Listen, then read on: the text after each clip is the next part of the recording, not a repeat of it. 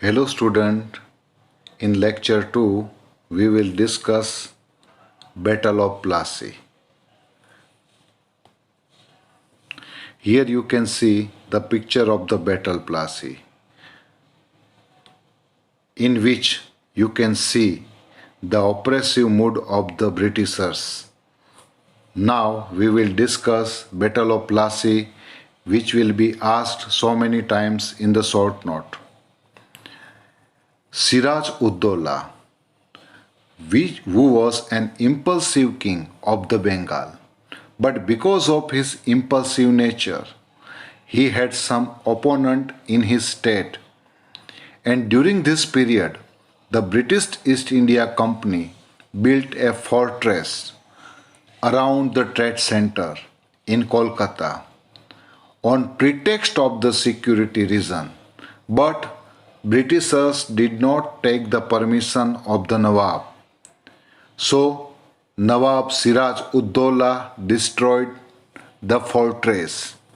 When this news reached Madras, a small army of the company, which was led by Robert Clive, reached Bengal in order to help the Kolkata trade center. But in spite of the big army of East India Company, they realized that it was not easy to defeat the Nawab's army. So Robert Clive, as we know that he was very crook person. So he went for treachery.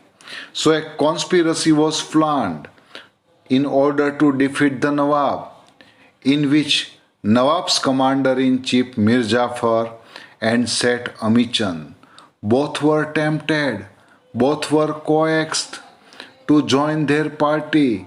So because of their joining in the party with the Britishers, so Nawab unnecessarily harassing the people, such type of the circumstances was created, and a war was declared on at a ground near a village named Plassey.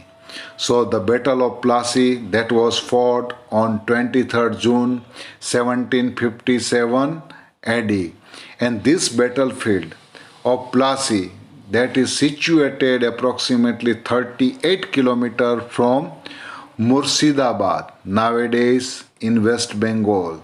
So according to that plan, Mir Jafar lost the battle, Siraj Ud-Dowla was defeated, and due to Robert Clive's treachery, the Battle of Plassey in just half a day, the company as a result got a freehold over 24 Parganas. Mir Jafar was made the Nawab of Bengal. Thus, the foundation of the company rule in India was laid with the Battle of Plassey in 1757.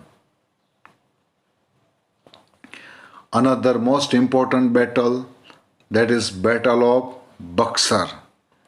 The Britishers now made Mir Jafar the Nawab of Bengal, and under different pretexts tried to extract plenty of wealth from him. Due to their greed to gain more and more power, the East India Company managed to dethrone Mir Jafar and made Mir Qasim the Nawab of Bengal. But what happened now? Mir Qasim was too much ambitious. He was more ambitious than the Mir Jafar. So he became a big threat for the company. So Mir Qasim was removed by the Britishers, and Mir Jafar was again made by the Britishers a Nawab. Mir Qasim took refuge with Nawab of Awadh. During this time, the Mughal Emperor Shah Alam had come to Awadh. So all these three decided to join hands to fight against the company unitedly. And there was a war declared, and that was Buxar. At Buxar, the East India Company fought against the United Army on 22nd October 1764. But unfortunately, the United Army lost, and the company got the Diwani right of Bengal, Bihar, and Orissa. So it is a remarkable event. The Battle of Plassey. You will be able to list the factors that led to the Battle of Plassey. List the reasons for the defeat of Siraj-ud-Dowlah in the Battle of Plassey. The East India Company felt that the large fee demanded by the Nawabs and the local rulers to carry on trade was unfair.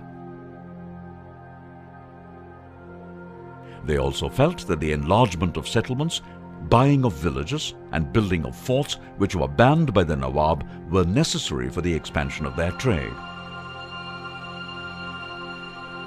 What the company wanted was a puppet ruler who would act in their favor. So they tried to replace the then Nawab of Bengal, Siraj-ud-Dowlah, with one of his rivals. This angered Siraj-ud-Dowlah, and he ordered the company to stop interfering in his governance affairs. He also ordered the company to stop fortifying their settlements and pay their taxes. When the company failed to accede to his demands, the Nawab marched with 30,000 of his men and took control of Qasim Bazar and Calcutta Fort. He cut off all supplies and support to the company's ships. To aid the company, armed forces were sent from Madras under the leadership of Robert Clive. The company's naval fleet was also sent. Robert Clive defeated Nawab Siraj-ud-Dowlah at a place called Palashi in 1757 in the famous Battle of Plassey.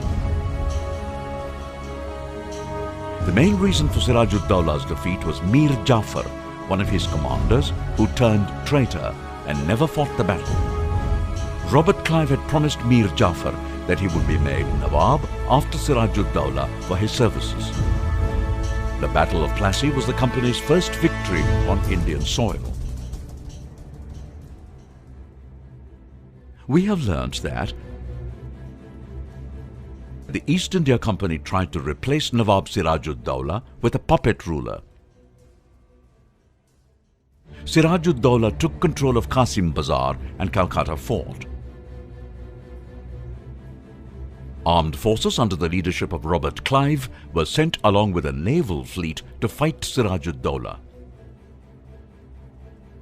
Mir Jafar, one of Nawab Siraj-ud-Dowlah's commanders, turned traitor and never fought the battle. Robert Clive defeated Nawab Siraj-ud-Dowlah in 1757 in the famous Battle of Plassey.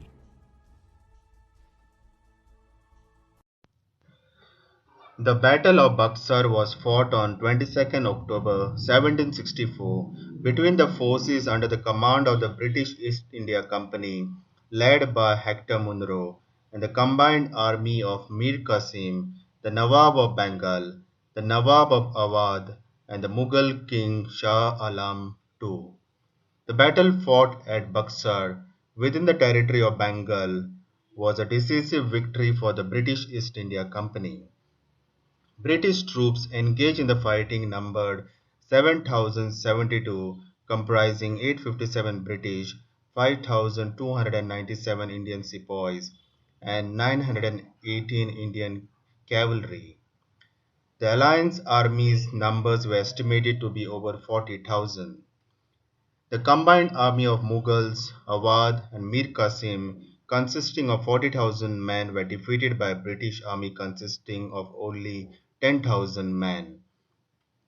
The Mughal camp was internally broken due to a quarrel between the Mughal Emperor Shah Alam II and Shuja-ud-Dowlah, the Nawab of Awadh. Mir Qasim was reluctant to engage the British and went off collecting tribute. The lack of basic coordination among the three desperate allies was responsible for their decisive debacle.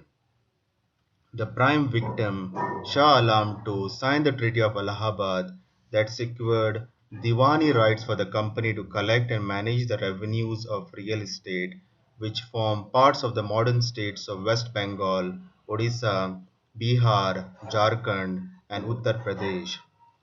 The Treaty of Allahabad heralded the establishment of the rule of the British East India Company in one-eighth of India within a single stroke.